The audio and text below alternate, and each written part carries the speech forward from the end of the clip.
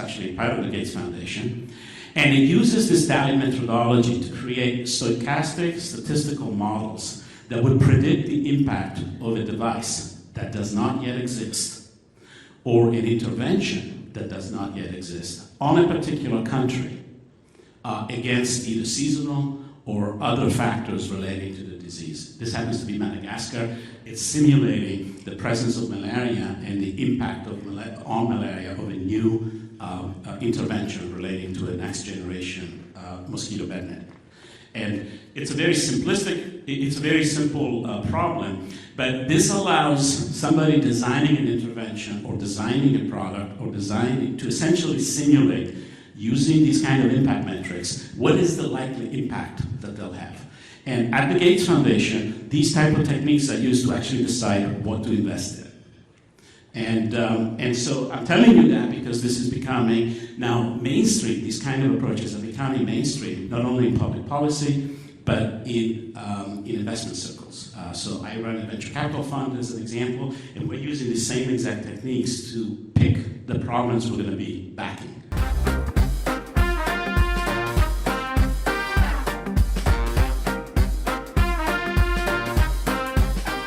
As I sort of come to perhaps a 30-year point in my career in medical devices, both on the research side and on the development side, and increasingly on the investment side and the policy side. I thought it would be good to share with you kind of a mega picture of some reflections on what I think is just around the corner from us, predicated by a series of innovations that are really very likely to change completely the face of medical devices the way we know them today. Now, medical devices is a very broad term, so not everything that I'm going to be talking to you today is relevant for everyone in the audience, I'm sure, depending on which part of it is. But I thought it would be good for you to sort of think and reflect a little bit about some of the trends that I'm seeing converging rapidly, and I think maybe ushering what I would describe as a new golden age of devices. You know, most of you are probably very intimately familiar with the impact of software and technology and increasingly machine learning. I hesitate calling it artificial intelligence because it really is not intelligence, it is not artificial. Machine learning is statistical intelligence. It develops correlations, not necessarily causation. But we're about to see the next evolution of that, which will go into cognitive intelligence and reasoning systems, which are likely to really change the way machines and humans interface.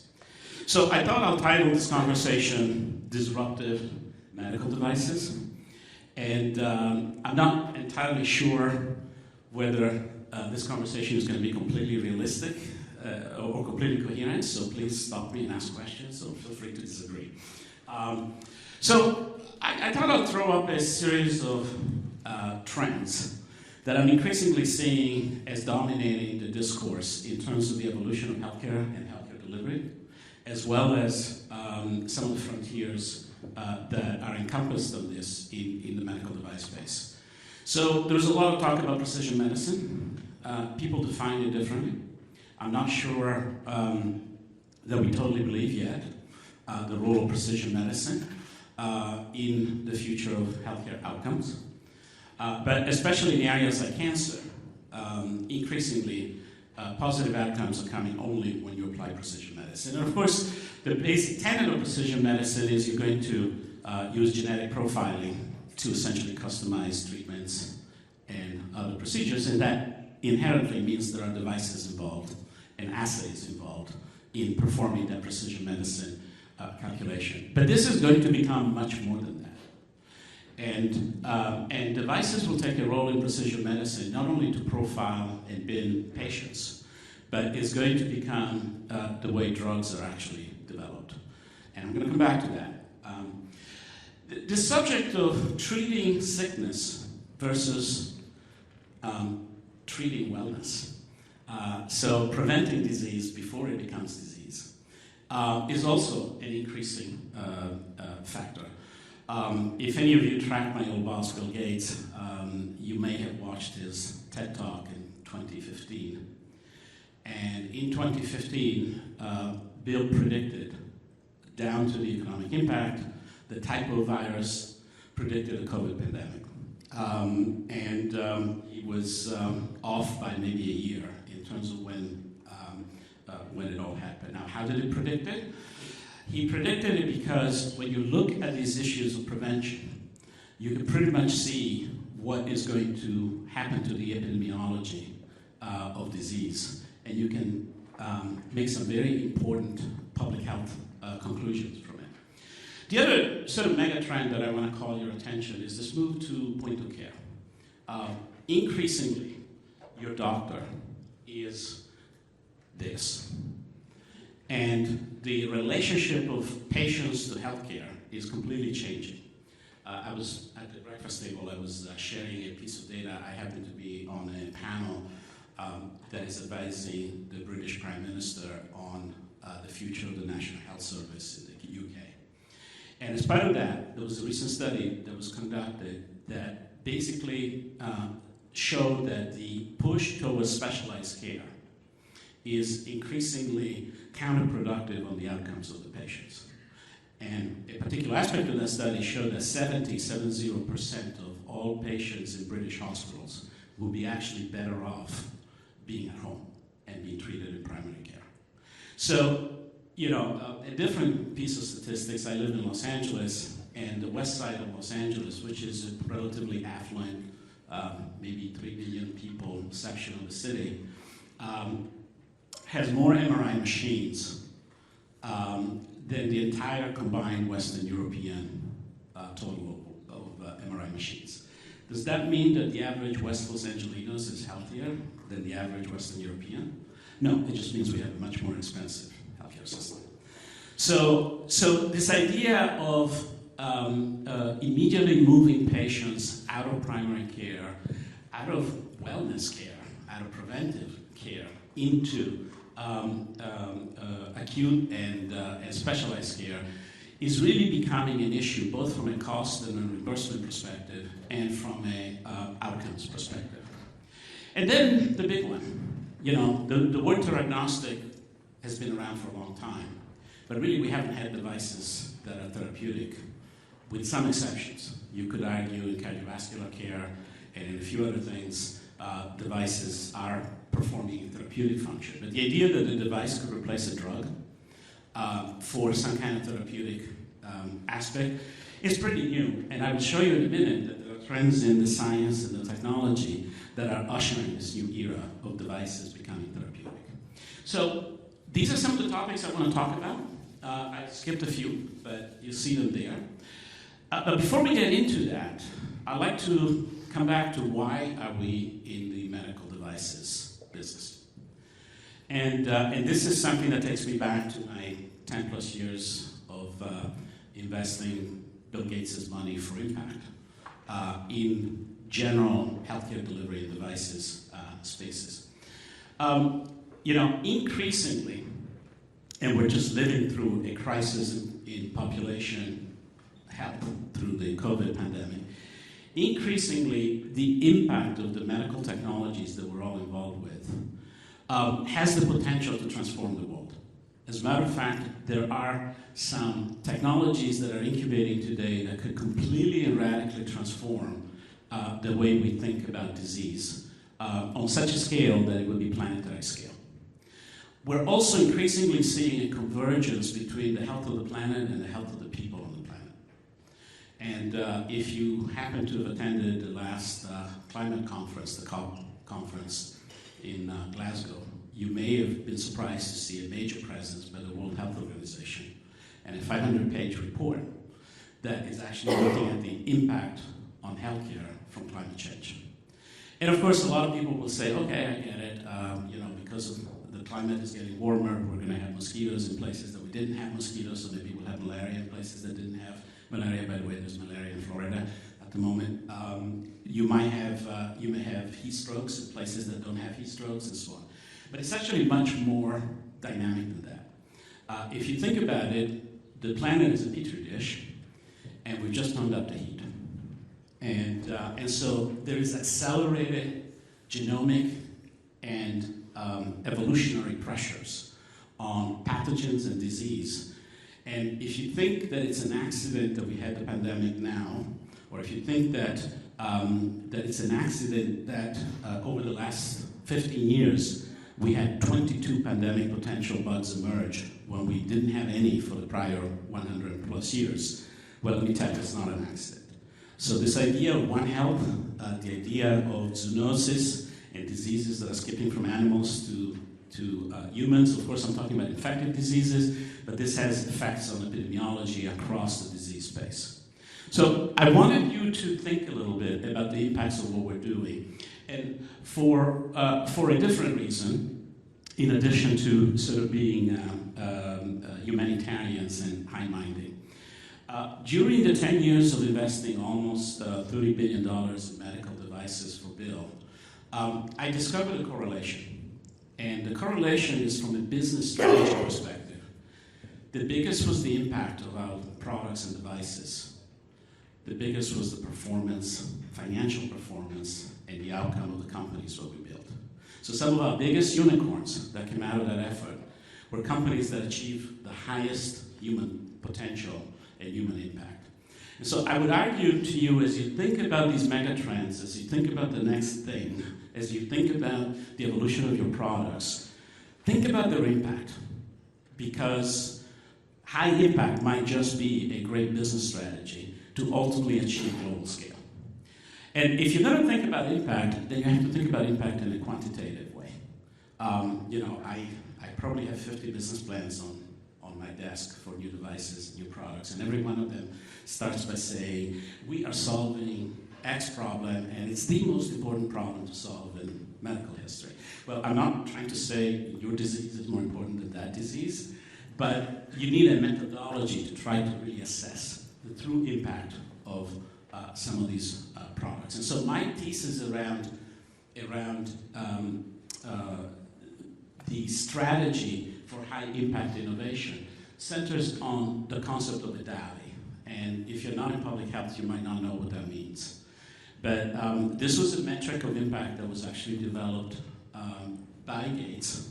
It was subsequently adopted by the World Health Organization, and it's in use to measure the impact of disease pretty much across the world. And DALI stands for Disability Adjusted Life Years. And when you think about a disease, when you think about a human, we have a certain life expectancy. And that life expectancy is affected by the times when we are sick. And you could essentially calculate the number of years that we lose from sickness. And that's the measure of the DALI. And I could tell you a recipe for how to ensure that your product is disruptive and very scalable. And that is to maximize the number of DALIs that you save at the lowest possible cost per DALI. When you achieve that, you almost by definition have products that will transform the world.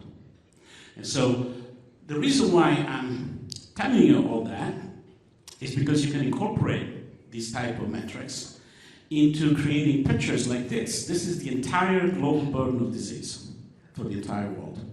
The size of each box represents the area of each box represents the impact that that disease has expressed in DALI. So up on the left blue box is IHD, that's ischemia and heart disease. And not surprisingly, you can see that that's one of your largest areas of impact.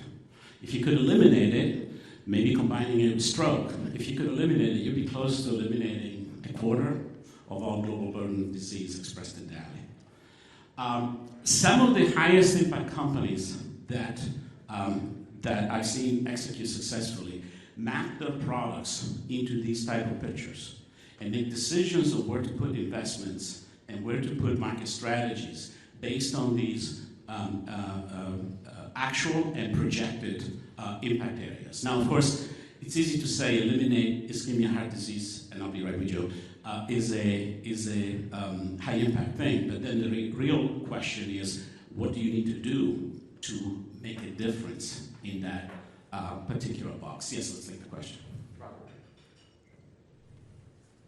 I'm having a little trouble reading the graph, but I think it says this is to 2017. Is that correct?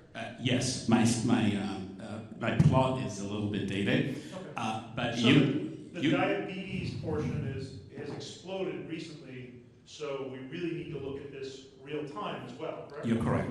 And it's for that reason that I created in about 8 years ago, I created a public benefit research institute called the Institute of Health Metrics and Evaluation. It's run by Dr. Chris Murray, previously from Harvard, now at the University of Washington.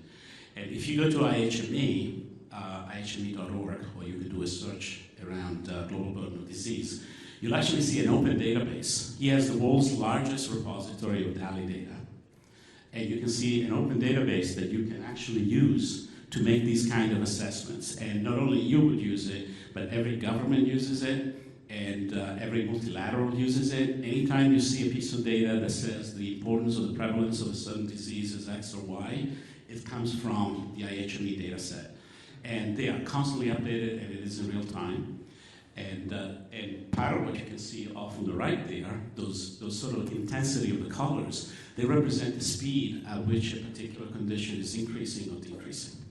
So you're right, it's a very dynamic process, but the data is all open and available. I'll just say, hold on, Pablo, just a moment. I'm going to say that I know you're all fascinated with him, and I know he has more slides than I had allotted time for, but I'm going to let him go over. And I encourage you to ask him questions because, yes, he is fascinating. I'm Pablo Prado from Alivivos. I was just asking simply, what's the color code in your... Yeah, so the color code, the blue is non-communicable disease, the red is infective disease, and the green is other condition like car accidents. And again, the intensity is the growth rate. So the darker ones are growing, the lighter ones are shrinking. Okay, but again, this is just a snapshot. Okay, you will get very different pictures if you ask the question about this burden of disease for the United States, or for the Western United States, or for Africa. And you will see massive shifts, which in turn, think about what that means. It means that different parts of the world, different populations are dealing with a different burden of disease than we are. And if you're going to be designing devices or designing for an impact, you have to keep all that in mind. Okay, now I'm going to give you a glimpse of how far you can take this. This is out of another institute that we created at Gates. It's actually part of the Gates Foundation. And it uses this DALI methodology to create stochastic statistical models that would predict the impact of a device that does not yet exist, or an intervention that does not yet exist on a particular country against either seasonal or other factors relating to the disease. This happens to be Madagascar. It's simulating the presence of malaria and the impact on malaria of a new intervention relating to a next generation mosquito bed net. And it's a very simplistic, it's a very simple problem, but this allows somebody designing an intervention or designing a product or designing to essentially simulate, using these kind of impact metrics, what is the likely impact that they'll have. And at the Gates Foundation, these type of techniques are used to actually decide what to invest in. And so I'm telling you that because this is becoming now mainstream. These kind of approaches are becoming mainstream, not only in public policy, but in investment circles. So I run a venture capital fund as an example, and we're using the same exact techniques to pick the problems we're going to be backing. And again, with the desire to maximize the impact. Okay. I'm just close enough. If you go back to, one more, please. I was intrigued because I was watching the day count. Yeah. And it went red where it was most intense to bluer, and I was assuming that that was the positive impact of your intervention, but then it went red again and blue again. Yeah, so you're actually seeing, because it happens to be talking about malaria, there is a seasonal factor due to the fact that malaria is spread by mosquitoes, and as the wet season gets to Madagascar, so there is a climate and weather component to the measurement of this impact, and that's why you need very sophisticated simulation. It's not just the presence of the intervention, but it's what's happening to the disease, all in a dynamic fashion. Yeah, I had a question. Dave Giles from Mattel. Going back to the chart with all the boxes boxes, a lot of those are lifestyle related. So does this mean that we are misallocating resources as a society by focusing on medical devices or pharmaceuticals as a therapy versus treating the lifestyle? Perhaps that's why I want you to see this, because when you start looking at these kind of pictures, then you can ask some fundamental question. Whether you are on the product development side and you need to think about the impact of the usability or the positioning of your product, and it goes back to the comment I said at the beginning when people start talking about prevention. You might have a much higher impact on the world preventing some of this disease with lifestyle and other things. And by the way, that doesn't mean devices are not important. One of the most successful areas of implementation of devices is behavioral therapies that are actually looking at those kind of implementation. So the reason why I want you to think in terms of impact first, I'm advocating, is because I think it will get you to develop the strategies that are the most impactful and the most effective at the end. And I think, by the way, that concept affects any area that you're involved, whether it's regulatory, whether it's product development, whether it's research, or whether it's business. My name's Rob Packard. I think that's exactly the right question to ask. Are we misallocating resources? So to put it in the context of FDA submissions, which is what I specialize in, when we have a client with an innovative technology, they automatically think, oh, this is a breakthrough device designation. In the requirements for a breakthrough device designation, they ask for what life-threatening disease are you treating with this device? And where's your clinical data for this? But one way to twist it so it really has more impact on society would be, what is your daily impact? Absolutely. And again, when you start thinking about at the level of quantitation of DALYs, you have to also realize that, I'll give you an example. Curing cancer, of course it has a big DALY impact, okay? But is any one device likely to achieve that by itself? Probably not. It needs to live inside a continuum that will, in aggregate, contribute any maybe one specific type of cancer or one stage of the cancer, etc. So the devil is in the detail. And when you actually start translating the value of an innovation, device or therapeutic, you need to really ask the question, what are the gaps that science and technology haven't filled that cause this to be such a big box? Okay? And it may be that the answer is behavioral or lifestyle. Okay, or a combination of factors, and then by the time you get to the FDA, and by the way, I've actually, I'm a consultant with a number of the FDA groups right now on this very topic because they need to be equipped to be able to assess the impact, and it gets very specific. That's why we went through the trouble at Gates to actually build sophisticated models that could give us a prediction on the specific intervention, the specific product, in a specific geography in the context of whatever disease you're tracking. Now, this is over-the-top sophisticated, and at Gates we had about 200 people developing state-of-the-art, statistical and predictive models to do these kind of things. But you can do a quick and dirty version of this that I actually have in all of the companies that I've invested in. We try to drive that methodology inside the management team thinking. So as we now sort of take these impacts and we start thinking about, where and what could we do with devices to try to drive these impacts? I like to think in terms of cost and ease of use as sort of a parameter space. And what has happened with the introduction of technology, as well as all of the revolutions around omics and other sort of biological sciences and life sciences, really the emergence of system biology, is you'll be able to take things that were historically high cost and historically difficult to use or required physicians and physician mediation to utilize.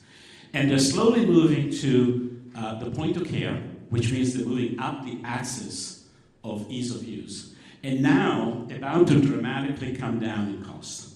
And so the yellow box there, which really is the thing you need to move care outside of the hospital setting or the high-end setting and move it into the customer's hand, the home, and the decentralized setting, is one of the key frontiers we're seeing in devices. And I'm going to just tease you with a couple of examples that I consider case studies on how that evolution is occurring. This is a preview of a product not yet on the market, but it is already in front of the FDA. It happens to be a company that I incubated in my current research effort. And it's intended to address a number of those big boxes that you saw before. Specifically, it's focusing around ischemic heart disease and stroke. And what you're seeing is a wearable device that is probably, if the clinical data supports it, will shape up to be the best stroke detector. And it's entirely available as a point-of-care device, and it's automated. So this is a device that can look inside your head and actually determine very precisely the blood flow patterns, and can tell you if you have a stroke and where you have a stroke in approximately 60 seconds. And it's intended to dramatically affect the way stroke care is provided, because today when an ambulance comes, if they suspect that you have a stroke, it's based on visual interpretation of certain symptoms and a scale, and chances are that ambulance is going to take you to the nearest hospital, and the nearest hospital may not be equipped to do procedures like a thrombectomy, which is the thing that is going to save your life if you have a large vessel occlusion stroke. And if you get to that thrombectomy after about 2 hours from the onset of the stroke, your outcomes are very, very poor, which is why stroke is such a big box in that Dali picture that I gave you before. On the other hand, if we can get you to a hospital that can do that thrombectomy within that 2-hour magic window, you are going to be almost completely recovered. And so this is a device that ultimately will be in every ambulance. It has a cost, because it slipstreams behind consumer electronics product lines, that is sub $500. And it's an automatic way of deciding what kind of stroke you have and where do you need to be taken. So this is an example, but here's where some of the magic starts happening. Well, we can see inside your brain with a device like this, and it's using a new technology called harmonic excitation. But it turns out we can also not only see the neurons, but we can poke the neurons. And so this is a device that, utilized in a slightly different way, becomes therapeutic. And some of the indications that are currently in front of the FDA are neuropsychiatric disease, therapeutic for Alzheimer's, and therapeutic for brain cancer, specifically glioblastoma. And it's because a device that can essentially reach inside your brain and touch those neurons and create harmonic excitations has the ability to do cell lysis on cancer, and has the ability to do neurostimulation on neuropsychiatric disease.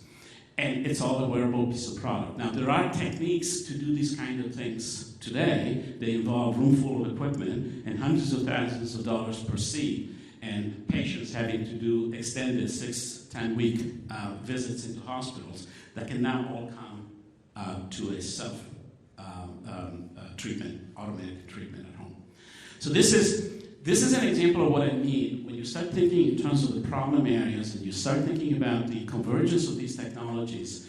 What can be achieved? And some of the technologies that are making these kind of things possible are listed right on here.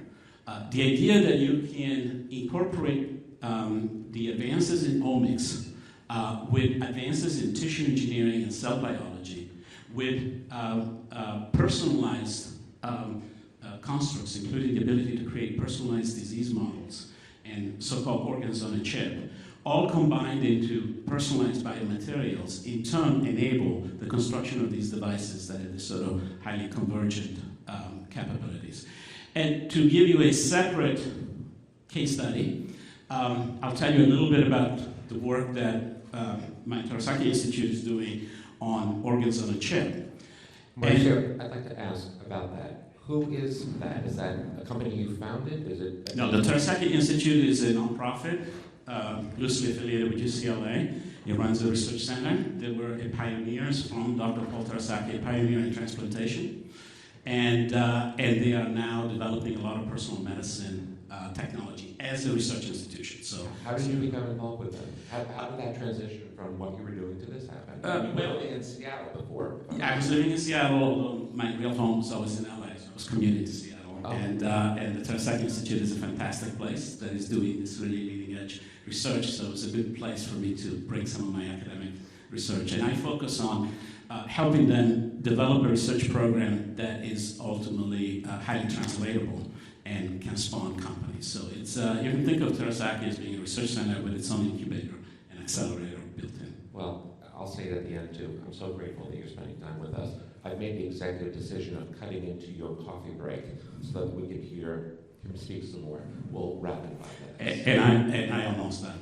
So, you know, you may have heard of assays that mimic organs and organoid behavior, but increasingly you can create assays that mimic human disease, such as a cancer on a chip, and you can integrate those into other in vitro models that can mimic metabolic functions and other functions in the context of optimizing drug treatments or discovering new drugs. And because these are human, the translation from model to reality is dramatically better. And this is, what I'm showing you here is the future of drug discovery. The translation from most animal models to humans is less than 7% for drugs, which is why it costs so much to develop a new drug and so many fail in later stage. You can kind of skip all that and go directly into these sort of personalized models. And, you know, you can put these things inside microfluidic circuits that can mimic the function, but more importantly, produce data in real time. So think of this as organoids bioreactors that are creating living human organs and are integrating them with living human disease. And you can study those interactions in real time using these kind of systems. And to give you a sense of where the tissue engineering has gone, this is our artificial heart tissue. You can see it naturally starts pulsing. And you can look at cardiotoxicity entirely in vitro assays using this kind of technology. And we can do this for liver and look at metabolic functions. More importantly, we can do this for the immune system and study things like cancer immunology directly onto these on-chip constructs. As you can imagine, when you combine this with big data, when you combine this with genomics and personalized medicine, we are now at the point that places like MD Anderson, if you're a cancer patient, you're able to go inside MD Anderson. They will take a biopsy of your cancer. They will create living organoids that they'll put inside machines that can generate essentially hundreds of thousands of replica. And they will test every chemotherapy drugs across for your specialized treatment. And they can do that in a matter of days. And the outcome changes when you do that is the difference between a one-size-fits-all treatment to a highly responsive specific treatment. And that's without even looking at this for the future of new drugs discovery.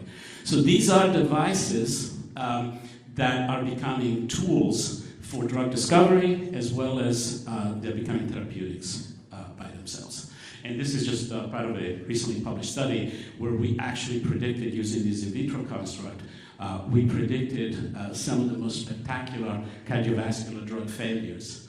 And it could have been done in vitro at the very beginning because we could see in the living organoids the cardiotoxicity that they were involved. So anyway, I'll stop here, well, but I hope to have teased you with some ideas. More than teased, I'm wondering, you speak, you inspire, and people are like, can I get that guy's contact information? I know. How do you choose which of that many projects to work on? How do you make that choice because your time is limited? I use that impact metric. So yes, some permutation of that concept. So basically, all of you can spend your life chasing any one problem. And I'm telling you, if you chase the high impact problem, and if you define the problem up front, that's the other issue, especially in research. I see all the time researchers that have made a breakthrough. And then they ask the question, what can I do with this? And some of our most successful programs come when we start with the problem.